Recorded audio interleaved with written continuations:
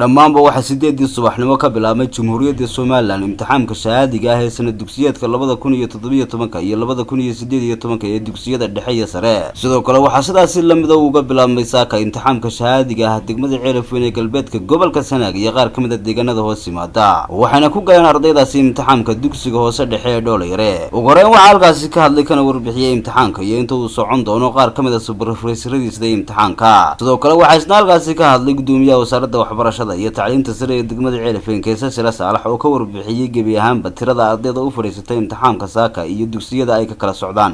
maanta oo ay tahay bisha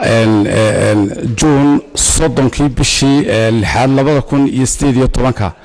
waxa si rasmi ah halkan oo ah degmada Ceelafweyn dugsiga sare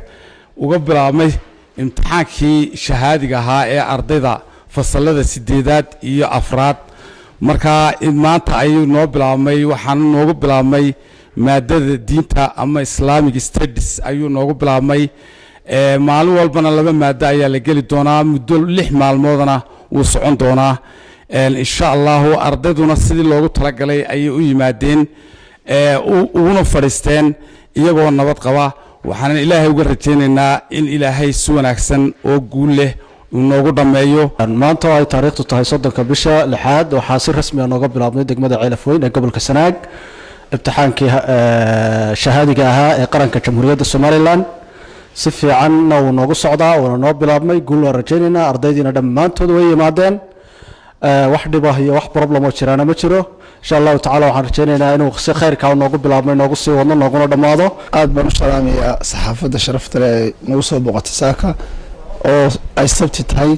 bisha June ay 30 tahay oo ay bilaabmayaan imtixaanaadka qaranka ee dugsiyada sare iyo dugsiyada hoose dhexe sare dugsiyeedka 2017-2018 si guud ah uga warbixino imtixaanku si wanaagsan buu bilaabmay jawi wanaagsan oo nabadgelyo ardaydii way gashay way fadhiisteen halkan waxa saaka imtixaanka ku galay dugsigii sare ee degmada Ceelafweyn oo 8 arday ka kooban iyo dugsiyada hoose dhexe oo 6 dugsiya dugsiga hoose dhexe Dhoolayare dugsiga hoose dhexe Kalshiikh dugsiga hoose dhexe Godcaano dugsiga hoose dhexe Xamilka dugsiga hoose dhexe Ceelnimcoon iyo dugsiga hoose dhexe Hulul 6 dugsi hoose dhexe ayaa ku galay dugsiyada hoose dhexe tiradoodu waa 99 arday 3 fasal bay ku galeen marka insha Allah taala joogina si wanaagsan ayuu noogu bilaabmay waxa sidoo kale nala shaqeynaya ciidamada ammaanka qaranka Jamhuuriyadda Soomaaliland oo si weyn aad uga shaqeynaya waxa si fiican halkan uga shaqeynayna soo gaaray supervisor-radii iyo ilaaliyaashii ay wasaaradda waxbarashada soo dirtay waxa sidoo kale nala shaqeynaya odayaasha degmada Ceelafweyn waxa nala shaqeynaysa jaamacadda Sanaag oo aan rabo inaan si gaar ah ugu mahadnaqo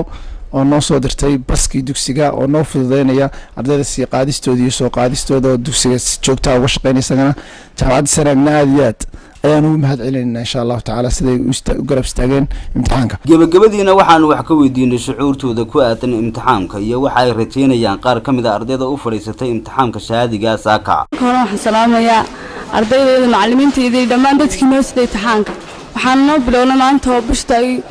31 bishii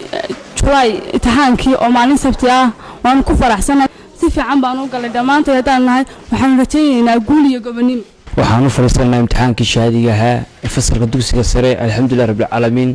annagoo ardayda Ceelafweyn hal mid ah baan soo ka wada galeynaa waana Ilaahay mahadi insha Allah waxaan ku dhameysan doonaa si nabadgelyo. Axmed Mursal Askar Star TV Ceelafweyn.